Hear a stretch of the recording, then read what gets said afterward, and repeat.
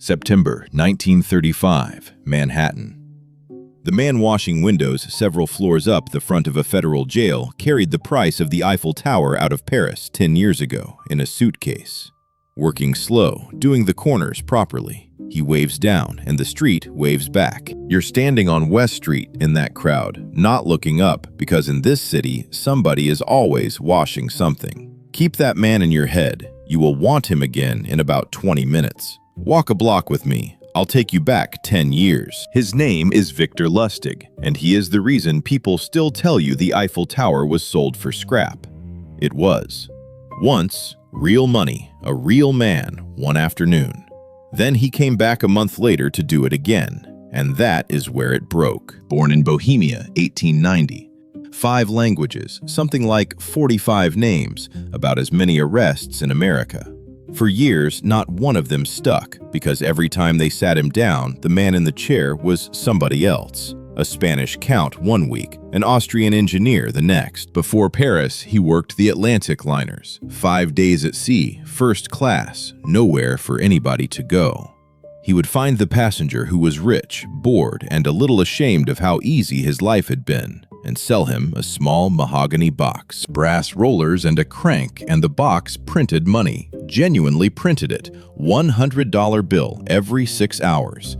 He would load 2 real notes inside, turn the crank in front of the man, and hand him a damp 100 to hold up to the lamp. 6 hours is the whole invention, not the box, the weight, because 6 hours is exactly long enough for a man to stop asking questions and start feeling clever. By the time the buyer works out that the third bill is never coming, the man who sold it to him has been ashore in another country for 2 days. After he was gone, a list of rules went around with his name on it. No one can prove he wrote it, and every line of it sounds like him. Every line of it sounds like him. Be a patient listener. Never look bored. Never boast. Let the other man discover your importance himself. 1925, Paris. The war is 7 years gone, the franc is sliding, and the city is throwing a World's Fair about decorative art. Money is loud that year. Everybody is selling everybody something, and about half of it is real. That spring, you cross the Champ de Mars on your way home and walk right under the thing. 4 iron legs in wet grass, paint coming off in strips, 1 leg wrapped in scaffolding. Up close, it is not a monument. It is a bill somebody has to pay. Understand this, the tower was never supposed to be standing there. Built for the fair of 1889, licensed for 20 years, and then down it comes. 1909 was the year the city expected to be selling it for scrap. What saved it was a radio aerial bolted to the top. The army had found a use for it, and an army with a use for your tower beats any license. So it stays up, unbudgeted, and the papers keep asking who pays to keep an ornament standing. All of Paris read that. One man read it as a price list. In a hotel room with the paper folded over his knee, what he sees is not a monument in trouble. It is a government that would rather not explain itself. To sell a tower, you do not need a tower. You need paper. He has stationery made up. The crest of the Ministry of Posts and Telegraphs, a title he gave himself, Deputy Director General. A crest on a sheet of paper is a uniform you can fold. Stop your eye. That sheet. Heavy paper, an engraved crest, a blot of red wax at the bottom that smells like the inside of a church. Not what is written on it, the paper itself. Remember the paper. That is all I am going to say. Letters go out to 6 men who buy and sell scrap iron for a living. Government business, strictly confidential. Come to the Hotel de Crillon. Nobody wrote a word of that down at the time. Not the ministry, not the hotel, not one paper in Paris. The Crillon is the address, and the address is the argument. It is where the state genuinely did its quiet business, and the porter sends them up without blinking. Ministry gentlemen, 6th floor. You cannot forge a hotel, which means you do not try. You book it, and the building lies on your behalf. 6 scrap dealers in a suite upstairs. Wax seal, a secretary who never smiles, curtains half drawn. Then he says it quietly, the way a man says a thing he is not supposed to. The state has a problem it cannot put in the papers. The tower is finished. It is coming down. and it has to go quietly. Here comes the number. 7,300 tons of wrought iron standing in the middle of Paris. Try to feel that.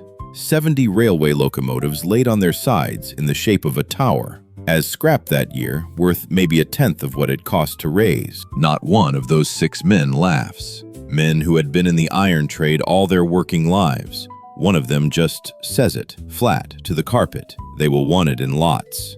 Nobody argues, because it is exactly the sort of thing a government would do. Hired cars, a wet morning, and he takes them out to see it. 6 men in good overcoats on the gravel, heads tipped back, looking up into all that iron. Not a word of selling on the drive over. He lets the tower do it. Look at the nerve of it. He never once had to lie about the tower. Everything he told them was true. Temporary, past its license, rusting, expensive, unloved. All he added was a single sentence about who owned it. Back at the hotel, he asks them to bid. Sealed bids. Every man writes his number, seals it up. No man sees another's. It is the most ordinary thing in commerce. It is also a tidy way of making sure 6 men never compare notes. But he is not really waiting on the envelopes. He already knows the one he wants. His name is André Poisson. And Poisson is the single man in that room who does not belong to it. New money, working out of the suburbs, not in the circle, and painfully aware of it. 2 doors down from you, in Paris that May, there is a man built the same way, doing well, doing it alone, waiting for the room to open. Around the iron trade that spring, you would hear that somebody was about to get very rich off a government demolition. Nobody knew what. Everybody had a cousin who knew somebody. That is the noise a city makes when it wants a thing to be true. Poisson's wife does not like any of it. She asks the plain questions out loud at their own table. Why a hotel? Why the secrecy? And why you? She is not being difficult and she is not being nervous. She is the only person in this whole story doing arithmetic. She nearly finishes it right there. He can feel the man going cold on him. Now watch what he does next, because this is the move that made his name, and I have never heard of anybody doing it before him. He asks Poisson to meet him alone, and then he confesses. Quietly, awkwardly, like a man ashamed of himself. A deputy director general earns very little, he says. A position like mine carries expectations, and a contract this size, well, I would need to be looked after. A bribe. He asked his own victim for a bribe. The mark is asked for a kickback, and the fear goes out of him like air out of a tire. That is the whole trick, and the reason it works is upside down. A fake official wants nothing but your signature. Only a real one has his hand out. Poisson pays twice. He pays for the tower, then he pays extra for the privilege of being robbed by a genuine civil servant. And he goes home relieved, believing he has just bought his way into the room. How much? Nobody knows. Not one figure from anybody, ever. And that is not a hole in the story. That is the story. What we know is the shape. 2 men carried the price of the Eiffel Tower out of Paris in a suitcase on an evening train. Vienna, a hotel room, the case open on the bed, and the buyer of a national monument he never owned one bolt of. 35 years old and out of France about a day. Every morning he goes down and buys the French papers, waiting for his own description for a line about a fraud at the Crillon. Nothing. Day after day, nothing. Because Poisson would rather be a man who lost money than a man who bought the Eiffel Tower. And Lustig, in another country, works that out from the silence. It held once, so it will hold again. 1 month later, same city, fresh letters, a brand new set of 6 scrap dealers, the same suite, the same wax on the same heavy paper. This time, it does not hold. One of the new men takes it straight to the police, one man who would rather look stupid than be robbed. Lustig is on a boat before anybody knocks, and as far as the record goes, he never comes back.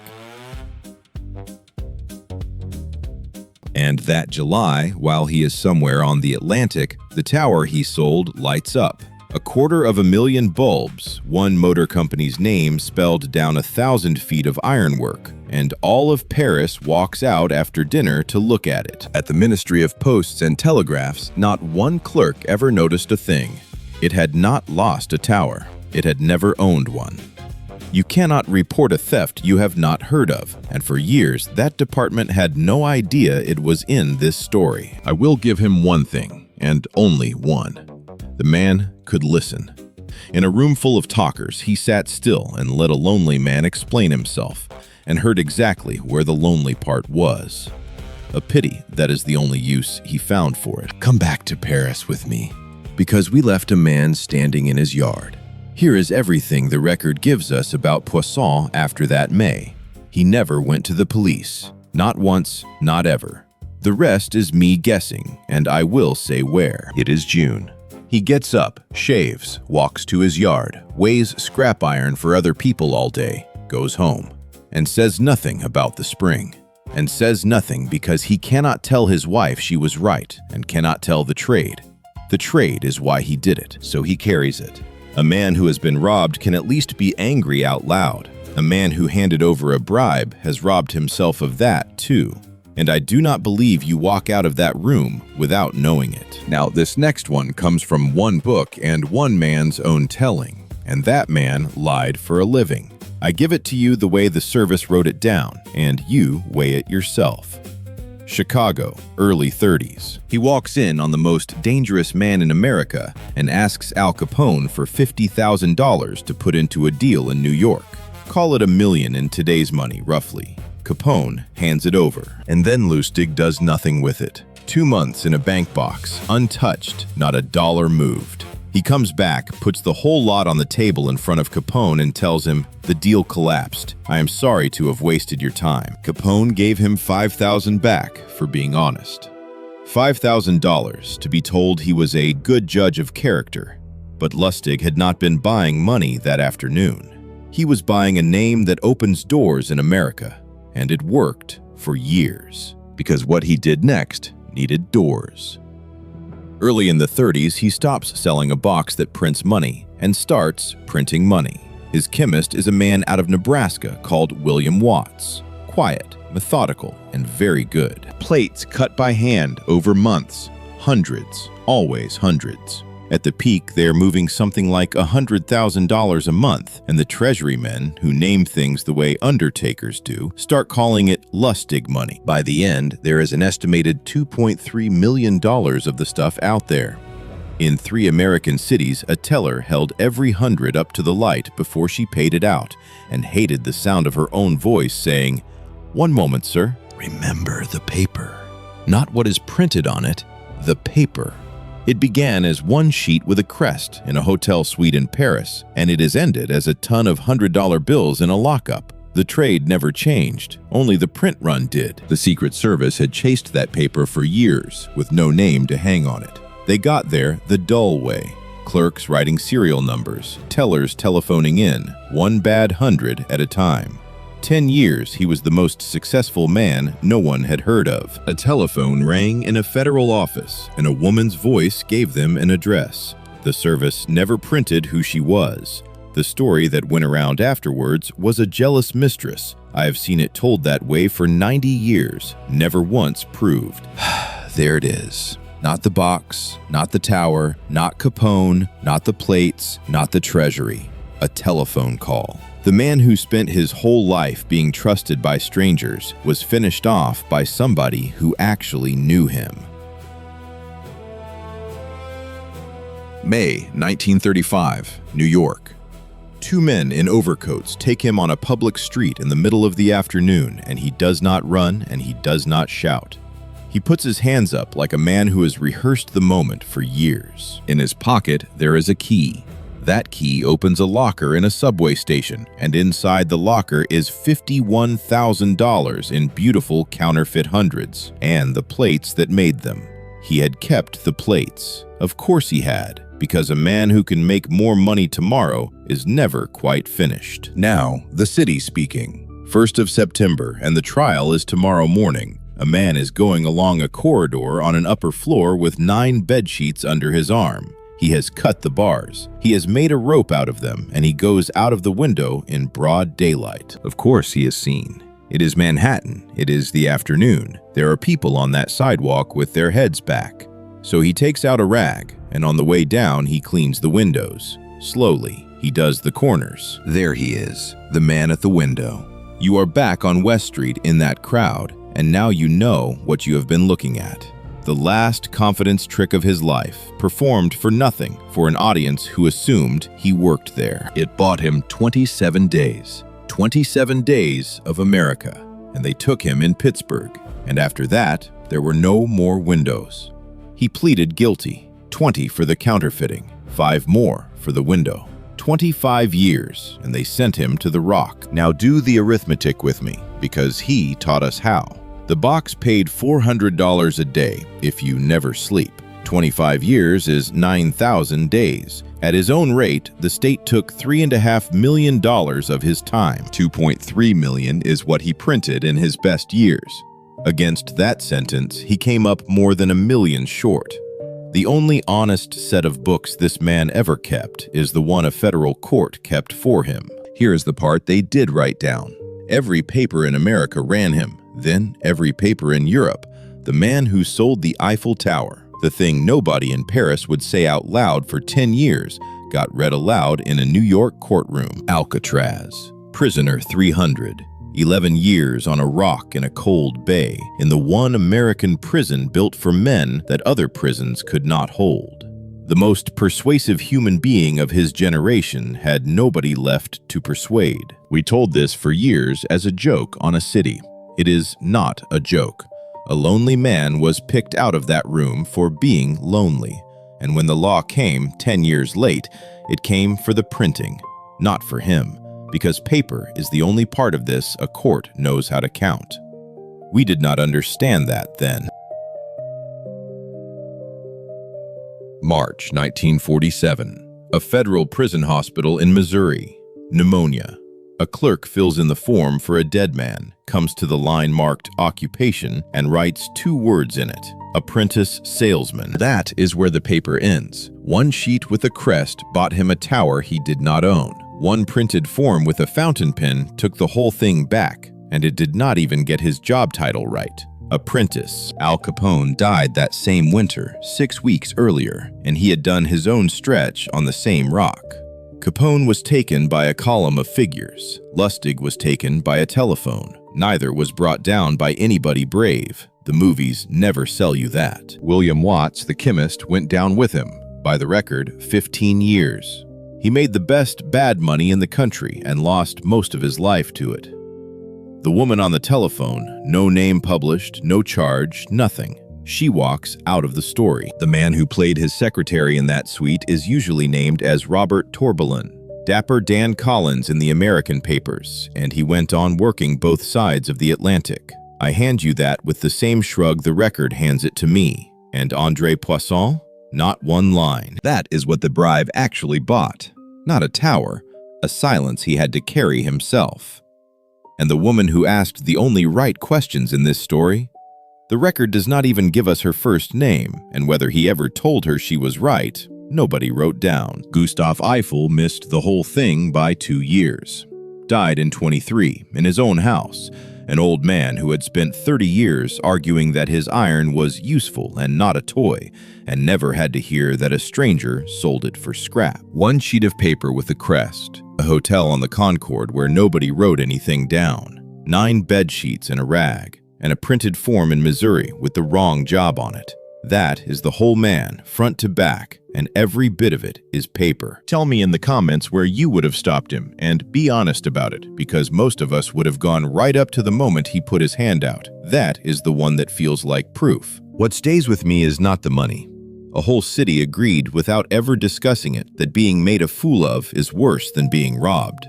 No one voted on that. Not on the Place de la Concorde in the spring of 25, and not on your street tonight. One more before you go. Another man who sold something he had never owned, and this one handed out a receipt. Subscribe, and we will keep going down this street. And that tower Victor Lustig sold for scrap? Still standing, lit up, paid for by somebody else.